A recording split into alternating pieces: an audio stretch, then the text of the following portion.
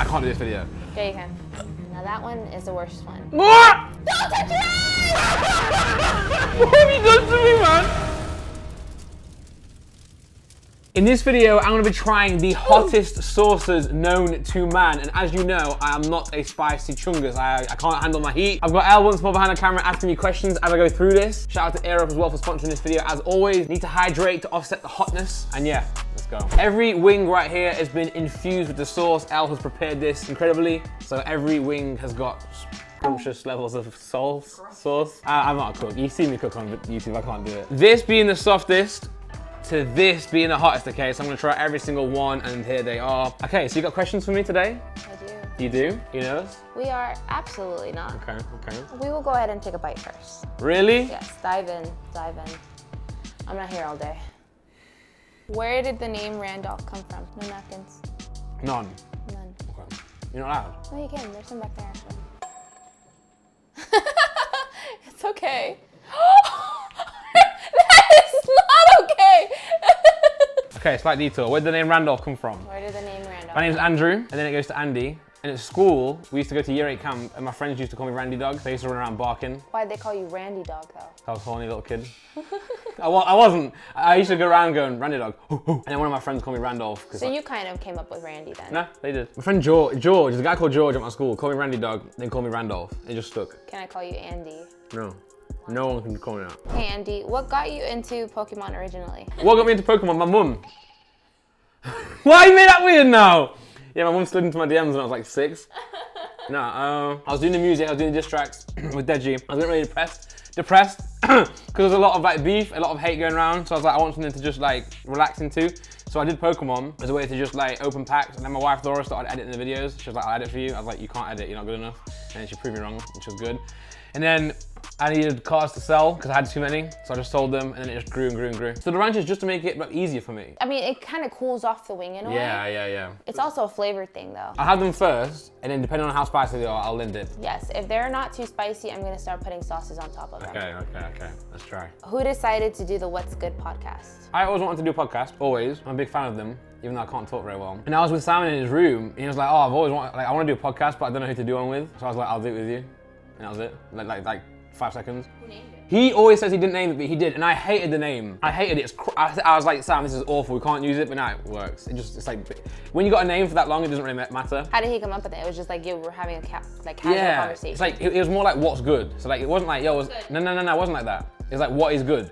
So it's like, we're talking about stuff, what's good. So like, football or basketball, what's good? Between two things. Kind of thing, yeah. Like we're talking about what's good. Like what's, I don't see it that way. Yeah, no one does anymore. The way I saw it, it's just like, what's good? Yeah, what's good? Yeah, exactly. But I say what's good now. They're fine, by the way. Not one bit of spice. I inhaled a bit on the first one, but so far it's been good. Yeah, dab me. All right, so as you can see, Elle has now added sauce. Someone's green. Oh. Why green? Chile. Smell it. Oh my gosh! Okay, what's the best lyric you've ever written? I don't like it. Your eyes are watering. Yeah, because it's hot! This is the third one. Yeah, but you've covered it in sauce! I can't do this video. Okay, you can. You better. It's so hot. Favorite lyric? Well, I can think of JJ's lyrics. Your mum fucks a crowbar. All right. That's acceptable. I don't know, slow motion, I don't know. I have no idea. Who was the first person you met from the whole... JJ. Yeah, the first person I met from YouTube and Fab and that is JJ.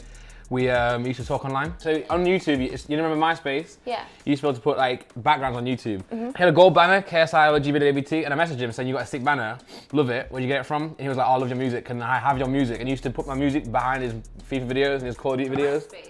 No. I'm saying YouTube was like MySpace. Oh, yeah. You could design, and that's how I met him. And then I met the rest. I met him officially for the first time at What's Eurogamer. the order and how you met them? JJ Simon. He was JJ's friend from school, so he used to film together before Simon did YouTube. Next wing. No, I can't. That's a third one. From all the food you've tried in America, what would you say makes the food stand out versus what you have in the UK? Other than like chemicals and added sugar. What makes American food stand out? It's all fried, right? You fry a lot of food here. There is a lot of fried. And also, what stands out the most is like everything's fast food. In England, we have, I've told you, like 3. McDonald's, Burger King. Like drive-thrus for everything. They have drive-through for Chinese. Yeah. That's unbelievable. You can drive through Chinese. But I think my favorite food is the kolache. That one. It's like, I told her about Greg's sausage roll, and she was like, what's that? And she showed me their one. It's like a Southern American thing or Southern Texas? Yeah. It's not just Texas, it's just South. Yeah, it has like a soft bread with like a like... Sausage link. It's like a hot dog sausage. Yeah. And then cheese and sausage. Do British people find the American accent appealing like most Americans find an English accent? Or is it the opposite? Do British people find the American accent appealing? Appealing. As we do your accent. Some. So I'm gonna throw up. No, some is awful and very like corny and cheesy.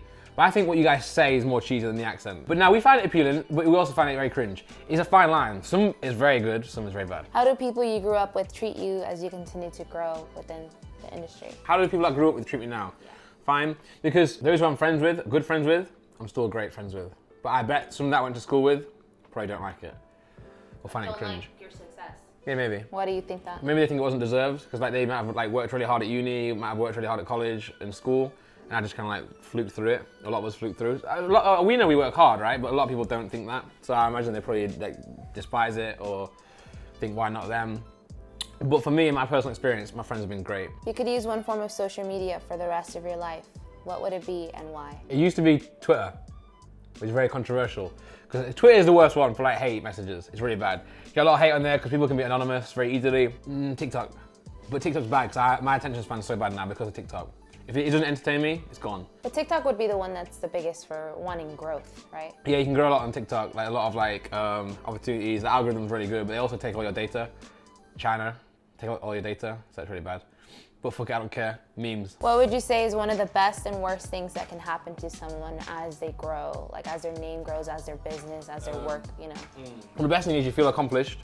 You can make some good money, which is like, it makes you feel free. And you can do things that you never could do before. The worst thing though is maybe like, people could ask a lot from you now because they think, oh, you're doing really well, so I want to ask them or something, which doesn't mean you don't want to give it to them, but it's like they could now see you as that rather than as a friend. It's hard to see people anymore. It's hard to see friends, you know? The fans are great, but they can be annoying sometimes. Like for me, I never really enjoy being out and about and people seeing me because I'm always self-conscious anyway. So now that not only, because if you're self-conscious, right, but you know it's a stranger, it's like, oh, who cares? I'm not gonna see them again anyway. But what if they're not a stranger? What if you walk out and you're not looking very good and like someone knows who you are? I hate that. That's why I like when they come and talk to you and have a photo. At least then you know they're being nice, whereas they could be like being sly. With how social media has changed in the last decade, do you think artists from back in the day would be able to keep up with today's norms? Or do you think a lot of them would be like canceled nowadays based on how they... Yeah, a lot of them will get cancelled, but back in the day, they didn't care. So I think that helps. I think the best way to not get cancelled is just don't give a fuck. There's a lot of sensitivity now. Yeah. I'm like... You still think they wouldn't give a fuck? No.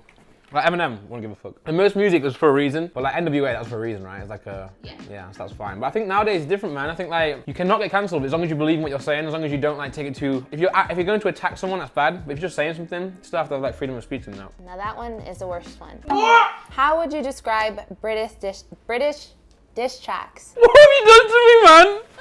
Answer the question. I can't answer the question because it's fucking hot. That one fucked me up for 2 minutes. Second row, second column. Don't touch your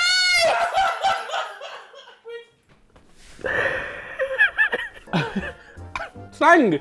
Slang, aggressiveness, speed. That's what makes it stand out between like American diss tracks. America, they take longer and they put more into it, but in English, it's like quick, get them out, kill them, send for them, straight away. And they do many in England, back and forth, send, receive, send, receive. Next question. Next swing. This feels like a form of torture. It is.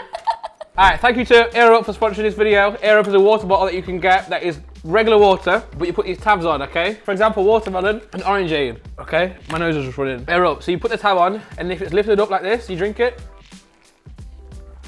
The flavor pod puts flavor into your nose. You don't drink water, you don't drink flavor, there's no flavor in this, but you taste flavor because of the pod, okay? So we've got lemon on right now. Then I can quickly get watermelon, put it on like that. Now if it's pushed down, just water, no taste. If you push it up like this,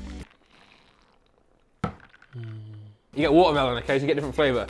So you can change it all the way. You can change it during the drink, so you don't have to replace the water. You just have different flavors all the time. And yeah, since I've had this, I drink my water. It's always next to me on my desk. Check it out. Thanks Zero for sponsoring this video. Appreciate it. You mentioned how your favorite assignment video to have been in was the drunk bingo, correct? Yeah. What was it from that video that stood out to you? Alcohol, drinks, friends, bingo. It was competitive, so you're in teams together. The lighting was good.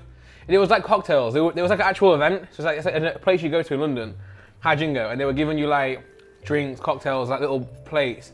So it felt like it was just a night out, and it was filmed, and it was funny. Everyone had a good time. It just felt really good. Yeah, good, immaculate vibes. Last swing, and now on the last swing, pause. You have to add a little extra sauce onto it. Small little dab, doesn't have to be much. I'll add a little extra one right now. Why are you so sus sometimes? Okay, with the whole sussy chunga stuff, it's just because like, I think people on social media care about too much, like the way they look or the way they appear to be. I don't care. I think it's funny just to be yourself. So I like to be sus, to let everyone know that it's okay to just be weird. Because I don't care. Like I can be sus and someone's like, alright, makes your image look worse, but I don't give a fuck. So, that's fine. I'm waiting. What? I have to eat it first? You gotta take a bite, yeah.